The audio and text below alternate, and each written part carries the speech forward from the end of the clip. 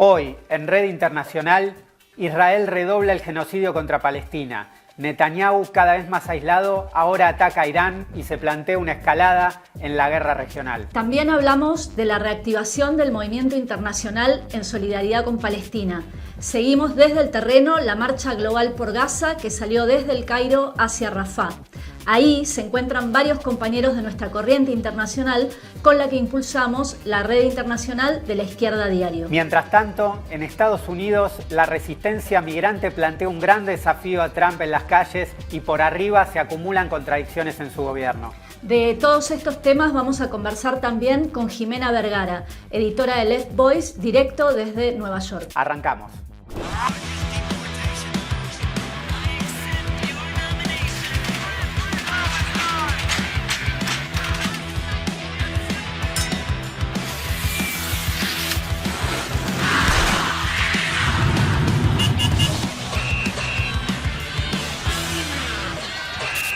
Es muy importante lo que está pasando en estos momentos en Medio Oriente, donde el ataque de Israel a Irán abrió un escenario de un salto en la guerra regional a una escala muy superior a todo lo que habíamos visto hasta ahora. Para recapitular los hechos, en la madrugada del viernes 13 de junio, Israel lanzó un ataque muy importante sobre Irán, cuyas consecuencias todavía están por verse qué magnitud van a alcanzar, pero ya son muy graves.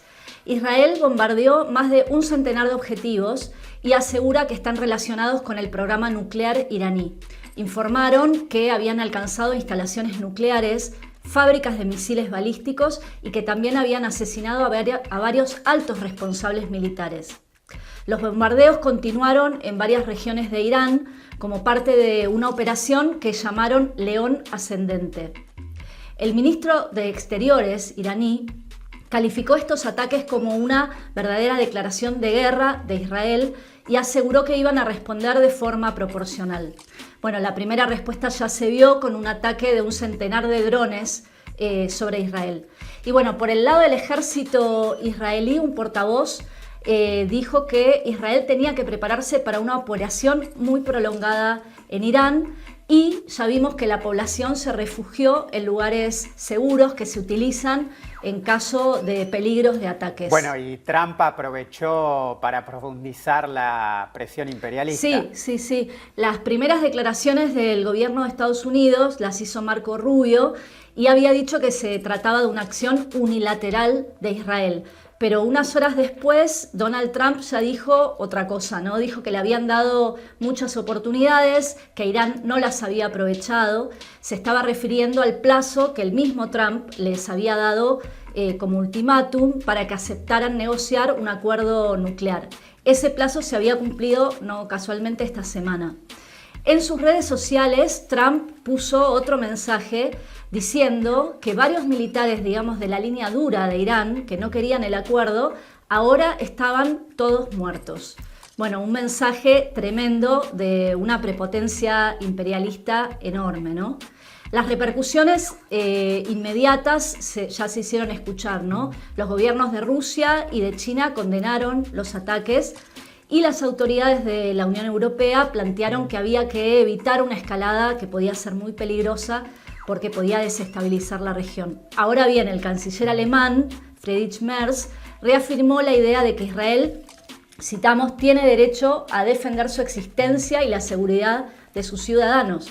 Y con esto, digamos, de hecho, le dio un aval a los ataques del Estado sionista. Sí, totalmente. Y es un ataque imperialista en toda la línea que busca avanzar en remodelar la región doblegando Irán, ¿no? Por si faltaba alguna prueba de que el Estado de Israel actúa como avanzada regional del imperialismo occidental en la región de Medio Oriente, bueno, acá está claramente, una vez más, Netanyahu mostrando que es justamente la encarnación de esto, ¿no?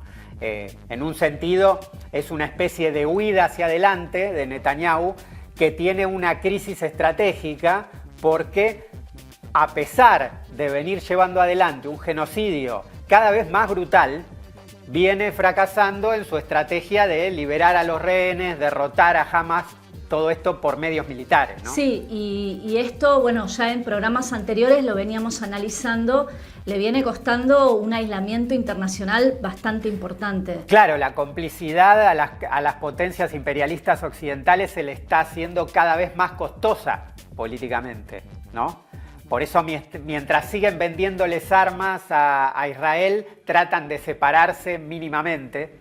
Es el ejemplo de Starmer, por ejemplo, en el Reino Unido, donde hay un movimiento enorme por Palestina. Incluso un sionista como Friedrich Merz había tenido que salir a pedir una tregua, ¿no? Mientras tanto, el otro elemento es que internamente el gobierno de Netanyahu estos días estuvo en la cuerda floja. Su coalición estuvo al borde de romperse por las exigencias de un sector ultraortodoxo de eximir a los religiosos del servicio militar, pero bueno, logró zafar de esta crisis y evitar que se disuelva el Parlamento, es decir, que caiga su gobierno y que se abra la posibilidad de que el propio Netanyahu vaya preso. Logró mantener su coalición, pero esto apenas hace unos días, e inmediatamente ahora sale con una línea más agresiva y concreta este ataque contra Irán, ¿no? Venía habiendo una tensión entre dos líneas dentro del establishment israelí sobre cómo aprovechar el debilitamiento regional de Irán a partir de toda la ofensiva que hizo Netanyahu en estos 20 meses. Todo un sector opina que el Estado de Israel está en mejores condiciones para concretar los acuerdos de Abraham, para normalizar las relaciones con las burguesías árabes de la región y estabilizar una situación que beneficie al colonialismo israelí. Parte de esto era la línea de negociación con Irán, que es la que viene empujando el propio Trump, ¿no? Bueno, estos sectores opinan que para eso Netanyahu es un obstáculo, pero bueno, Netanyahu viene resistiendo e impuso su línea. La línea de Trump respecto a esto parece ser la que viene de hecho teniendo, que es dejar hacer a Netanyahu, pero no involucrarse directamente en los ataques y bueno, como decías vos, ahora psicopatear a Irán para que se siente a negociar o tenga que enfrentar los ataques israelíes, ¿no? Por su parte, hay que decirlo también, las burguesías árabes estuvieron a los abrazos con Trump haciendo negocios en el viaje que hubo recientemente en la gira que hizo Trump y actúan como cómplices totales de esta línea, tanto del genocidio en Gaza como de la escalada militar que estamos viendo ahora, sí, ¿no? Las negociaciones entre Estados Unidos e Irán para limitar el programa nuclear ya venían muy estancadas. Después de 5 reuniones que habían hecho, Irán no había aceptado renunciar a sus programas de enriquecimiento de uranio, algo que Jamenei había calificado como una demanda excesiva e indignante, ¿no?, por parte de Estados Unidos. La posibilidad de un acuerdo entonces ya se venía diluyendo, pero bueno, este jueves hubo otro hecho significativo. La agencia que supervisa, digamos, las cuestiones nucleares ligada a Naciones Unidas emitió una resolución en contra de Irán acusándolo de no cumplir con sus obligaciones nucleares. Y esto es la primera vez que pasa en 20 años, ¿sí? Este hecho fue claramente aprovechado por Israel como una excusa para bombardear las instalaciones iraníes y bueno, llevar adelante esta amenaza que había lanzado ya en varias ocasiones. Yendo a las repercusiones globales de estos hechos, el ataque de Israel sacudió directamente los mercados mundiales. El petróleo se disparó más de un 10% y las bolsas empezaron, digamos, a marcar a la baja. El escenario es muy crítico. Por ejemplo, JP Morgan llegó a advertir, había advertido ya, que el peligro es que con una situación así el precio del crudo pueda llegar a alcanzar los $130, lo que tendría consecuencias muy, muy graves en la economía mundial con riesgos de inflación. Sí, sí, efectivamente, si avanza el conflicto, esto puede traer consecuencias económicas muy importantes. Si Israel ataca las instalaciones petroleras de Irán desde ya, pero también la inquietud que que está ahora en el centro es qué va a pasar con el estrecho de Hormuz, a través del cual se mueve el 21% de los suministros mundiales de petróleo. Es decir, pasan por ahí diariamente alrededor de 21 millones de barriles de petróleo de Irak, Irán, Kuwait, Arabia Saudita, Emiratos Árabes, etcétera, ¿no? Es decir, podría ser un golpe para la economía mundial en general y también sobre la economía norteamericana en particular, ¿no? Recordemos que Trump está intentando controlar la inflación en Estados Unidos y si el barril sube, como decías vos, a 130 dólares, eso ya va a impactar de lleno en la inflación. Sí, y acá es muy importante también que miremos cuál es la situación interna de Trump, ¿no? Porque viene de varias semanas muy convulsivas. Algo que se vio, por ejemplo, fue muy visible con la pelea con Elon Musk. Sí, la ruptura con Elon Musk dejó expuestas las contradicciones de la coalición de gobierno. Más allá de lo que fue el show mediático que todos deben haber visto, ¿no? Lo importante es lo que está en el fondo de esta pelea entre Elon Musk y Trump, ¿no? Trump está impulsando una ley fiscal que contiene recortes de impuestos a los ricos y de conjunto se estima que va a agregar unos 3 billones de dólares a la deuda norteamericana, que ya suma 36 billones de dólares. Es decir, una cifra sideral que está minando la confianza en la deuda norteamericana, que cada vez se la ve menos como un activo refugio, ¿no? Esto está debilitando al dólar como moneda mundial y por lo tanto al propio dominio del imperialismo yanqui en la economía, ¿no? Son la verdad cuestiones gruesas que ya por sí solas de desarrollarse pueden terminar en un descalabro global de la economía. Pero bueno, lo que le molesta a Elon Musk de la ley fiscal no es obviamente que beneficie a los ricos, sino que opina que hay que ajustar más todavía contra las mayorías, sacándole el seguro médico a más gente, terminando con todos los planes de ayuda social, recortar más en educación, etc. Eso por un lado, y por otro lado, que lo puso loco es que le quieran sacar los subsidios a los autos eléctricos de Tesla y no poder avanzar en el control de la NASA, ¿no? de la Agencia Espacial Norteamericana. Claro. Es decir, el dólar se hunde, la deuda yanqui cada vez es más inviable y a los megamillonarios lo único que les importa es pagar menos impuestos y que les den subsidios y aplastar a los pobres, ¿no? Esto muestra un poco, grafica lo que es la decadencia de las élites capitalistas, una especie de capitalismo lumpen de gente que está bailando en la cubierta del Titanic, digamos. Sí, la salida de Musk del gobierno estuvo también atravesada por el rechazo que despierta su figura en muy amplios sectores, ¿no? Totalmente. Y no solo por sus saludos nazis. Musk es como una especie de personificación odiosa de las clases dominantes que se vienen enriqueciendo de forma obscena durante las últimas décadas y que concentran una fortuna personal, un patrimonio equivalente al de varios estados. El imperio de Elon Musk, recordemos que incluye desde las fábricas de coches eléctricos de Tesla, los satélites de Starlink, los proyectos aeroespaciales de SpaceX, el control de redes sociales o el saqueo del litio, ahí en Argentina, en Chile, en Bolivia, entre muchos otros negocios y proyectos megalómanos, por ejemplo, como su idea delirante de instalar una colonia en Marte. Bueno, con Musk lo que queda claro es que todos los grandes avances tecnológicos y científicos en manos de los capitalistas se vuelven instrumentos solo para redoblar la precariedad, para incrementar el control de la mano de obra o el expolio.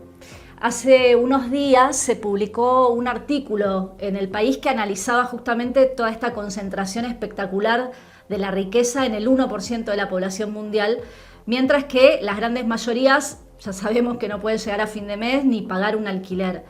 Y todo esto viene incrementando ese sentimiento en contra de las élites, ¿no? Anti-élite, que es algo que estuvo detrás también de la elección del propio Donald Trump, aun cuando él sea parte de esas mismas élites de supermillonarios. Bueno, en el caso de Elon Musk concentra tanto, pero tanto poder económico que hasta burgueses nacionalistas de derecha, como Bannon, llegaron a plantear que quizá habría que expropiarle alguna de sus empresas.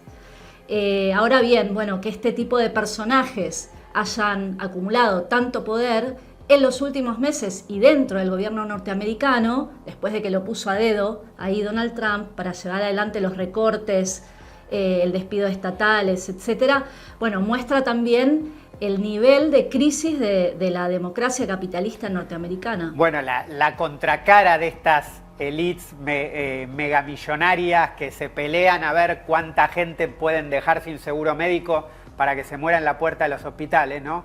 Es el intento de profundizar el autoritarismo, ¿no? Trump quiere imponer un régimen cada vez más bonapartista para disciplinar.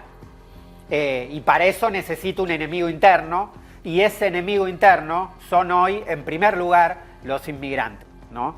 Y para combatirlos, como buen bonapartista, Trump apela todo el tiempo a medidas de excepción, como fue, por ejemplo, mandar a la Guardia Nacional para reprimir las protestas, incluso estaba amenazando con apelar a la llamada ley de insurrección, con la que podía desplegar al ejército contra los manifestantes en todo el país.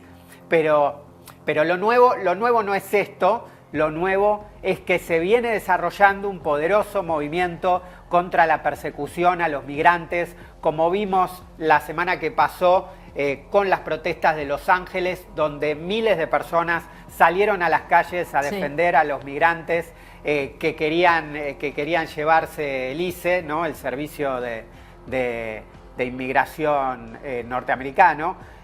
Un movimiento que en los últimos días se está extendiendo a otras ciudades de Estados Unidos, como Chicago, como Atlanta, como Nueva York, San Francisco, etc. Pero si te parece, sobre esto veamos el informe que prepararon Guille Stola y Mati Medina al respecto. None of that. We made this country, man.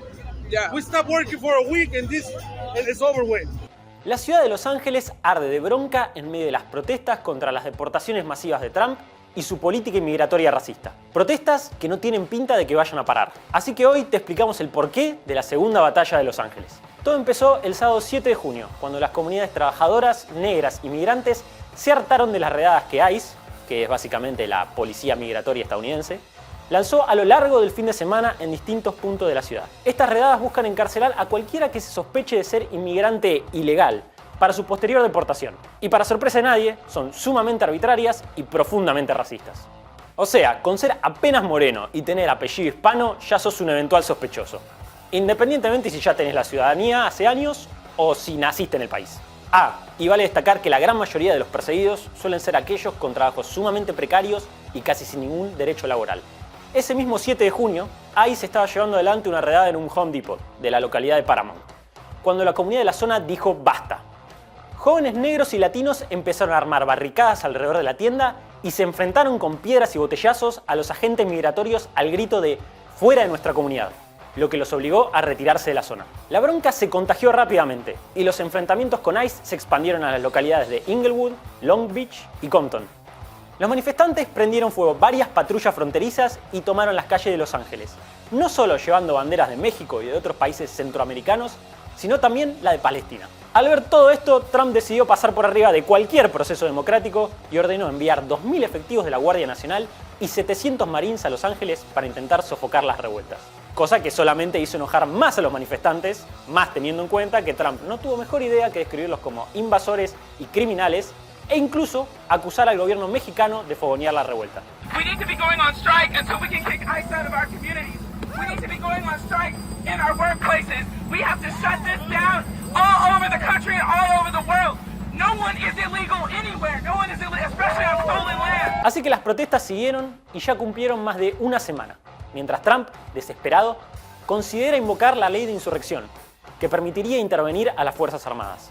Párrafo aparte para los demócratas, que no solo tienen la alcaldía de Los Ángeles, sino también la gobernación de California. Y no solo no hicieron nada para evitar las redadas de ICE o la intervención de Trump, sino que además mandan a la policía local a reprimir las manifestaciones y decretaron el toque de queda en el centro de Los Ángeles.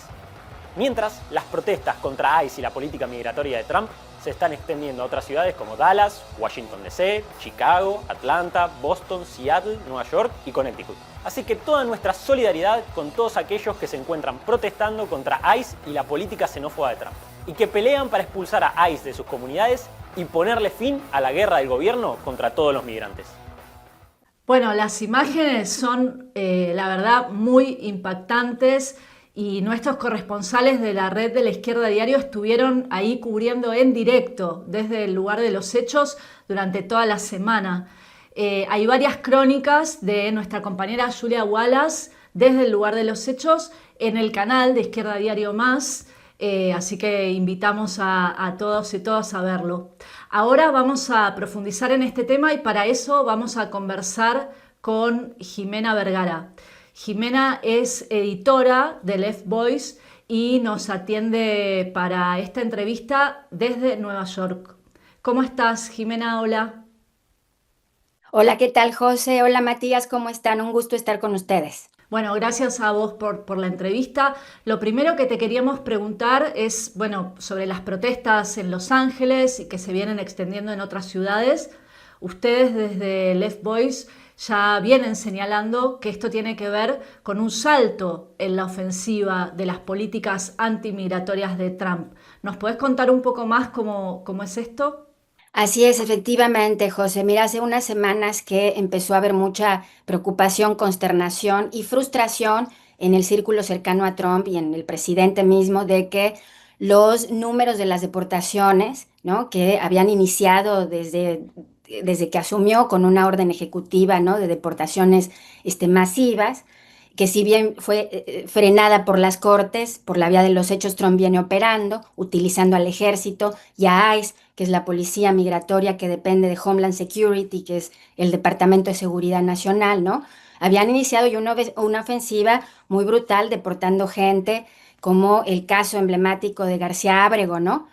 Un migrante venezolano que fue deportado injustificadamente a la prisión de alta seguridad de El Salvador, ¿no? O deportaciones a Guantánamo, ¿no? Todo ello televisado, utilizando incluso al ejército, que es inédito en materia de deportaciones. Bueno, a pesar de toda esta parafernalia, digamos, los números venían muy bajos en relación a lo que Trump quiere, incluso en relación a administraciones demócratas anteriores como la de Obama, y entonces comenzó a meter mucha presión en ICE, la policía, y en el jefe del staff de la Casa Blanca, que es Stephen Miller, un político muy fiel a Trump, ¿no? Un trumpista más papista que el Papa, ¿no? Y antimigrante feroz, que inició una ofensiva, pero en particular una ofensiva en California, Los Ángeles, que es un estado, digamos, con alta concentración migrante, ¿no? De mexicanos, centroamericanos, pero de otras poblaciones. Entonces, es una ofensiva que es un salto en la ofensiva autoritaria contra los migrantes, muchos de ellos trabajadores que son parte de la fuerza laboral, que están siendo perseguidos de esta manera tan brutal, y Trump está persiguiendo incrementar hasta 3,000 deportaciones por día la tasa de deportaciones. Bueno, y en este marco las protestas no solo vienen dándose en varias localidades de Los Ángeles, sino que se están extendiendo a otras ciudades, ¿no? ¿Cómo ven ustedes desde ahí al movimiento, sus características? Contanos un poco. Bueno, justamente lo que hizo Stephen Miller en California fue muy chocante, ¿no? Porque lo que hizo fue desde la semana pasada iniciar una serie de redadas con agentes federales, ¿no? Incluso con ayuda del FBI y ICE, contra trabajadores migrantes en sus centros de trabajo y en los barrios donde viven, que son barrios de alta concentración migrante, trabajadores mexicanos, centroamericanos, de otras nacionalidades, trabajadores negros, ¿no? Entonces, el viernes de la semana pasada en particular hubo una redada muy aparatosa en un Home Depot, en uno de los counties, ¿no?, de los distritos de la ciudad de Los Ángeles, un barrio muy de la clase obrera migrante, ¿no?, y en particular mexicana, centroamericana, que van que trabajan a destajo y ahí los contratan algunos gente rica para que vayan a hacer jardinería a su casa, algunos negocios locales alrededor de Home Depot, ¿no? Algunos trabajadores de la construcción, empleadas domésticas, bueno, van ahí, se concentran y ICE los ataca y la población que estaba en la tienda, ¿no? Trabajadores, confrontan a ICE para que no se lleven esta gente y entre ellos está David Huerta, que es el presidente del SEIU, que es el sindicato más grande de Estados Unidos, es un sindicato de trabajadores servicios sociales, trabajadores de la salud, ¿no? Empleados públicos en Los Ángeles, que de hecho hace un par de meses estuvieron en huelga, un sindicato combativo. David Huerta estaba ahí, enfrenta a ICE, lo golpean brutalmente y lo arrestan y se lo llevan arrestado al hospital. Entonces, eso desencadena una respuesta en todos lados, ¿no? O sea, de Paramount a Downtown LA, ¿no? Todas las poblaciones circundantes a Downtown LA, que es el centro, ¿no? Empiezan a aparecer estas movilizaciones espontáneas. En el caso de Downtown son movilizaciones de familias, clase media, ¿no? Y en el caso de Paramount y otras localidades más proletarias, se trata de familias obreras, ¿no? Muchas familias mexicanas, muchas familias centroamericanas, familias negras. Ahora, como los federales y la policía local de Los Ángeles, que depende del gobierno demócrata, empezaron a reprimir muy duramente, lo que sucedió es que la juventud, jóvenes de entre 17 y 25 años, diría yo, jóvenes negros, jóvenes latinos, empiezan a enfrentar a la policía, ¿no? Contra la represión, a poner el cuerpo. Entonces, fueron 3 o 4 días de movilizaciones, algunas muy festivas, que se masificaban y que rápidamente eran dispersadas, pero que entonces entraban los manifestantes a defenderse contra la policía. Es la juventud precaria que, dicho sea de paso, el desempleo en Estados Unidos, si bien está contenido de los ritmos de la recesión, pospandemia obviamente, está creciendo y afecta a un 12% de la población negra y latina juvenil. Y lo que pasa también es que estos jóvenes, y eso fue lo que identificamos en la cobertura que estamos haciendo en Left Voice y la izquierda a diario, Trump y los republicanos quieren hacer creer que esto es como las revueltas de Rodney King, ¿no? De los 90s, que eran un poco ciegas, eran antirracistas, pero ciegas, sordas y mudas, y no identificaban al Estado como el enemigo, sino que identificaban a los pequeños negocios, ¿no? Asiáticos, ¿no? Entonces, así lo están presentando los republicanos y el Wall Street Journal y todos los diarios de derecha, pero la verdad es que estos jóvenes están politizados, el objetivo no son los negocios, el objetivo es ICE, que es odiada por las comunidades migrantes en este país y expresa, muchos de ellos utilizando kefiyas, que es el pañuelo palestino, ¿no? Y muchos de ellos hablando de no solo la opresión de la policía y de ICE en Estados Unidos, sino de la opresión en sus países de origen, o los países de origen de sus padres en realidad, porque estos jóvenes muchos son primera generación y ya nacieron en Estados Unidos. Es decir, este sector está politizado. Entonces son 4 días de movilizaciones intensas. El sindicato de trabajadores sociales de David Huerta, la burocracia se ve obligada a movilizar. Es una burocracia que a veces es combativa, pero que está muy subordinada al Partido Demócrata. Pero la base lo obliga a movilizar y entre el domingo y el lunes tenemos en Los Ángeles y otras ciudades, Seattle, Ohio, muchas ciudades donde el sindicato convocó a movilizarse por David Huerta y así fue que lo dejaron libre, ¿no? Y lo que estamos viendo ahora es la expansión del movimiento a otras ciudades. Se espera que el sábado 14 la coalición No Kings, No Reyes, que entrega a Hansov y otras coaliciones que se han estado movilizando contra Trump, van a convocar a una gran movilización con el problema de las deportaciones al centro. La verdad que es impresionante todo lo que estás contando y parece muy, muy profundo. Sobre las movilizaciones que siguen estos días, ¿qué perspectivas ven?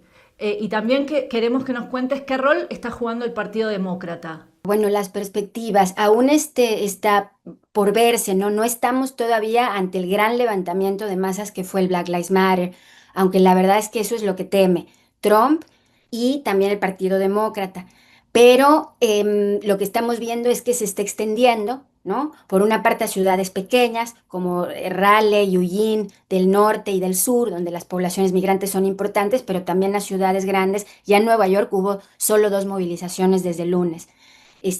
Hasta ahora ha habido movilizaciones toda la semana, ¿no? Y lo que te decía muy importante, hay una jornada nacional de lucha este sábado 14, con las grandes ONGs, los grandes movimientos sociales, los sindicatos convocando que se espera que saque a decenas de miles al grito de fuera ICE de nuestras comunidades. Entonces tiene potencial de expandirse y justamente lo que quiere evitar Trump con un uso de la fuerza absolutamente desmedido, porque la verdad es que es la policía local la que viene conteniendo las protestas y desplazando al ejército, quiere evitar, ¿no? Justamente una tendencia a una rebelión popular, ¿no? Que incluye en estas grandes ciudades a los hijos de las clases medias blancas, por ejemplo, también radicalizados por Palestina, que tienen una gran solidaridad con los migrantes. Es un movimiento multirracial en ese sentido, aunque todavía no llega a explotar, ¿no? Como el Black Lives Matter. Ahora, el Partido Demócrata en ese sentido está en una encrucijada y Newsom, que es un político en realidad bastante de derecha, bastante friendly, amigable con Trump en general, pero que viene confrontado, como todos los estados azules, demócratas y todas las ciudades santuario, vienen confrontados con Trump por el tema del presupuesto, porque como parte de la ofensiva antimigratoria, Trump quiere reducir el gasto federal que va para ayudar a migración, aunque en realidad es una porción muy baja. Entonces los estados demócratas vienen colaborando un montón con Trump desde Biden, ¿no? Para mitigar la migración, etcétera, etcétera. Tomemos en cuenta que hay entre 8 y 11 millones de indocumentados en este país y el Partido Demócrata nunca hizo nada por legalizarlos, ¿no? Entonces vienen colaborando con las policías locales, pero al mismo tiempo está este gran enfrentamiento entre las ciudades santuario y Trump, que está amenazando con el presupuesto, ¿no? Entonces Newsom viene, digamos, presentándose como con cierto nivel de resistencia, pero esto pegó un salto, ¿no? Y se colocó como la figura de la resistencia con claras aspiraciones presidenciales. Lo entrevista en The Daily, que es un podcast del New York Times. Sale una larga entrevista donde su retórica contra Trump es muy combativa, pero está diciendo que va a colaborar con ICE, porque es lo que hace el Partido Demócrata en las ciudades donde gobierna. A pesar de que producto del peso de los movimientos sociales de la comunidad migrante, las ciudades santuario garantizan todavía derechos y relativa protección a migrantes, pero lo que está planeando Trump es que ICE tenga libre acción y la total colaboración de las policías locales para arrestar trabajadores migrantes. El Partido Demócrata es un partido del orden, entonces quieren desescalar. Trump no va a desescalar. Entonces, el Partido del Orden tiene que desescalar, pero eso le genera contradicciones con su base social, que salió una encuesta, el 60% de la base demócrata está con Palestina. Cabe aclarar, está polarizado en relación a lo que está pasando en materia migratoria. Las encuestas dicen que hay una fuerte mitad de la población que apoya las deportaciones masivas y la entrada de la Guardia Nacional. Entonces, y esas son las fortalezas de Trump. Entonces, está polarizado.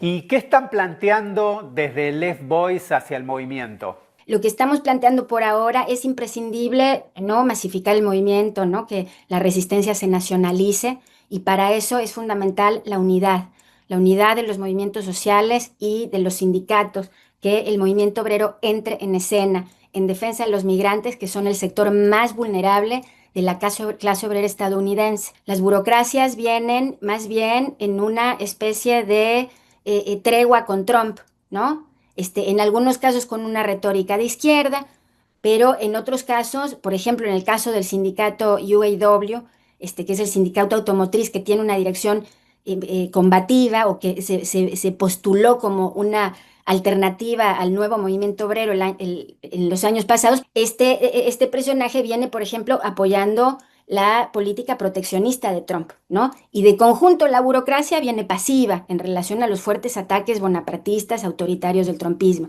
¿Por qué? Porque enfrentar el problema migratorio llevaría también a enfrentar a su propia base. No es solo, ¿no?, que quieran la estabilidad, sino que hay un sector de los sindicatos antiinmigrante, que es la base también de Trump. Entonces es fundamental que los sindicatos tomen esta pelea y una gran política contra el racismo, contra la xenofobia, que es un cáncer que no se puede expandir por el movimiento obrero estadounidense, ¿no? Necesitamos la unidad, necesitamos independencia, José Matías, porque el Partido Demócrata está ya pensando en la elección, en las elecciones intermedias y en las elecciones presidenciales, y son otra vez el partido del orden. Entonces quieren desactivar la lucha de clases, que sea lo menos corrosiva posible y llevar todo a las elecciones. Incluso su ala izquierda, Sanders, Alexandria Ocasio-Cortez, Zoran en Nueva York, está cerca de Cuomo, el candidato progresista a alcalde de Nueva York, está haciendo una campaña espectacular. Ellos tienen una retórica izquierda incluso en relación a Palestina. El problema es que seguir trabajando para el Partido Demócrata es regresar a lo que hizo Biden y a lo que hizo Sanders con Biden, que fue el genocidio, ¿no? Y la inflación. Entonces, eso es fundamental. Ahora, al mismo tiempo, José, necesitamos construir por abajo una fuerza organizada, una fuerza autoorganizada para defender a los migrantes en los centros de trabajo, para defender en las fábricas, para defender a los migrantes en las comunidades. Es fundamental la autoorganización, que es la forma de que nuestro movimiento pueda permanecer independiente. Jimena, muchas gracias por la entrevista. Toda esta situación la vamos a seguir como siempre en la red internacional y seguro volvemos a hablar muy pronto. Muchas gracias, Josefina y Matías. Nos vemos pronto. Saludos. En las protestas contra las políticas racistas de Trump también se podían ver muchas banderas palestinas, como contaba Jimena. Y bueno, ella explicaba que se trata de una causa muy sentida en la juventud de izquierda en Estados Unidos y en muchos países, que sienten que la lucha contra el racismo, contra las extremas derechas y contra el genocidio es parte de una misma lucha. A nivel mundial estamos viendo en las últimas semanas una verdadera reactivación del movimiento internacional por Palestina. Después de lo que fue la detención de la Flotilla de la Libertad de Greta Thunberg, se multiplicaron movilizaciones en muchos países y nada, se está demostrando que es un movimiento muy profundo. Bueno, lo más reciente es la importante demostración de solidaridad internacional que se está dando en la Marcha Global por Gaza, ¿no? Que salió desde el Cairo el pasado 12 de junio. Miles de personas de más de 50 países se organizaron para viajar hasta la capital de Egipto, para trasladarse después a la península del Sinaí y desde ahí caminar 2 días hacia la frontera con Rafah en Gaza, ¿no? Una movilización de miles de personas que expresa el sentimiento de millones en todo el mundo de profundo rechazo a las atrocidades del Estado de Israel. Y bueno, esta solidaridad internacional se intensifica en estos días cuando vemos las imágenes terribles de los asesinatos de cientos de hombres, mujeres, niños gazatíes que se agrupan desesperados para conseguir comida en los centros que instaló Israel con Estados Unidos y bueno, y terminan reprimidos y baleados por el ejército de Israel, ¿no? Así es, la Marcha Global por Gaza es un clamor internacional contra el genocidio en curso en Palestina. Es una acción que se hizo para exigir la apertura del paso de Rafah para que pudiera entrar ayuda humanitaria. Y ahí están participando nuestros compañeros de la red internacional de Izquierda Diario de varios países. Entre ellos están Luca Bonfante y Patricio Elcorro del PTS. Luca fue uno de los que encabezó la lista del Frente de Izquierda para las elecciones de la Ciudad de Buenos Aires, que fueron hace muy poco, y Patricio Elcorro es ex legislador de la Ciudad de Buenos Aires por el PTS y el Frente de Izquierda. También estuvieron Pablo Castilla y Santiago Lupe del Estado español. Pablo Castilla encabezó las elecciones al Parlamento Europeo por la CRT. Y desde Brasil viajó Bruno Gilga, que es militante del MRT y también fue como parte de la delegación del Sindicato de Trabajadores del gremio de la Universidad de San Pablo. Nuestros compañeros del Estado español fueron deportados a poco rato, digamos, de llegar al aeropuerto del Cairo, junto con cientos de activistas de varios países. Las deportaciones se hicieron sin dar ninguna explicación, sin asistencia jurídica y prácticamente a los empujones los terminaron subiendo arriba de un avión hacia Estambul. Los compañeros, después de varias horas, al llegar a Barcelona, tuvieron entrevistas con muchos medios de prensa y ahí, bueno, denunciaron el papel evidentemente cómplice del gobierno de Egipto, que hizo todo lo posible para que no se realizara esta marcha, y también el rol de la Embajada Española, que se desentendió por completo del tema.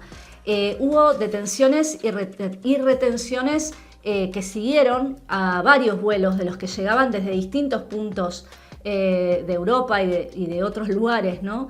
Y también incluso hubo redadas en los hoteles, donde lo que cuentan es que la policía les quitaba los teléfonos y los revisaba para ver si había indicios de que iban a la marcha o no. Bueno, todas medidas para tratar de evitar que se expresara esta solidaridad internacional. Sí, los compañeros de Argentina y Brasil lograron pasar y evitar las primeras retenciones y dirigirse hacia la localidad, digamos, donde se concentran todos los activistas que querían continuar con la manifestación a pesar de la represión.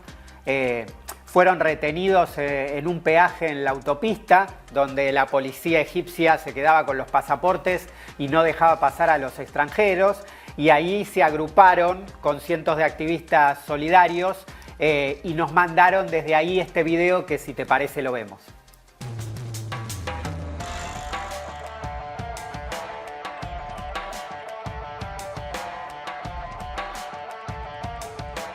Bueno, un saludo para los compañeros y compañeras de Red Internacional. Estamos haciendo acá la cobertura para La Izquierda Diario con Luca. Recién estamos llegando al último punto de chequeo, que es como peajes, donde ya no dejan pasar a más delegaciones. O sea, fuimos intentando pasar algunas, se llegó hasta acá, mucha gente quedó en otros peajes. Es impresionante la solidaridad con el pueblo palestino. Pasan los camiones de laburantes, de la gente de Egipto, toca bocina, saluda, apoya. Acá también mucho intercambio entre las distintas delegaciones, todo por el apoyo al pueblo de Gaza y también porque se está rompiendo el cerco mediático, porque lo que estamos viviendo es un genocidio y ese genocidio se tiene que romper a pesar de la cobertura mediática que hay, por ejemplo, en Argentina, por el sionismo y en muchos países también. Así que bueno, acá con Luca ahora vamos a participar de una de las asambleas. Sí, una cosa es importante remarcar es que en cómo está actuando el gobierno egipcio en este mismo momento, no permitiendo que avance más la delegación a Franja de Gaza, básicamente cumpliendo los mandatos de Netanyahu, del gobierno de Israel, demuestra una vez más la complicidad de los gobiernos árabes, de los regímenes árabes, que denuncian quizás de palabra lo que está sucediendo en Franja de Gaza, pero en los hechos siguen manteniendo gran parte de sus negocios y también no permiten que llegue a la franja de Gaza la ayuda humanitaria que estamos queriendo hacer llegar por tierra en este mismo momento. Por eso es fundamental tener una política independiente de los gobiernos árabes y seguir apostando a lo que está sucediendo en este mismo momento in situ, que es a la autoorganización de forma independiente de cualquier tipo de Estado y manteniéndose justamente firmes para no olvidarnos nuestro objetivo, que es terminar de una vez por todas contra el genocidio al pueblo palestino. Lo más importante de esta acción es que muestra una enorme solidaridad internacional. Y el gobierno egipcio lo que quería evitar es que todo eso pudiera confluir con una marcha de miles de personas que habían salido desde el norte de África, desde Túnez o desde Argelia. Y también que ese activismo internacional pudiera confluir con el sentimiento de una enorme parte de la población de los países árabes que apoyan la causa palestina, pero bueno, por ejemplo en Egipto no se pueden manifestar porque las manifestaciones son ilegales y por eso reprimió e impidió la movilización. Pero como decían desde ahí los compañeros, bueno, esto no va a frenar la solidaridad, sino que al revés, parece que sigue creciendo. Totalmente. Frente a un genocidio en Gaza cada vez más brutal, y ahora con el ataque imperialista a Irán, hoy más que nunca hay que redoblar el movimiento a nivel mundial para pararles la mano, ¿no? Esto sigue con varias acciones. El 17 de junio se están realizando concentraciones frente a las embajadas de Francia en varios países en solidaridad con nuestro compañero Anas Kassib de Revolución Permanente. De hecho, bueno, en Argentina hubo una así frente a la embajada de Francia hace unos días. Ahí estuvimos. Sí, los vimos. Y bueno, se están esperando además acciones importantes que van a continuar contra el genocidio en las principales capitales del mundo. Así que invitamos a todos los que nos están viendo a seguir las novedades del movimiento internacional en solidaridad por Palestina y también las novedades, de la guerra y de todos los temas que estuvimos tratando. Y los invitamos, como siempre, a que comenten, a que pongan like. Recibimos muchos comentarios y queremos que sigan así. Muy bien. Hubo un montón. En el último programa un montón de comentarios. Esperemos que se repita. Bueno, y nos vemos dentro de 15 días con más de Red Internacional. Nos vemos.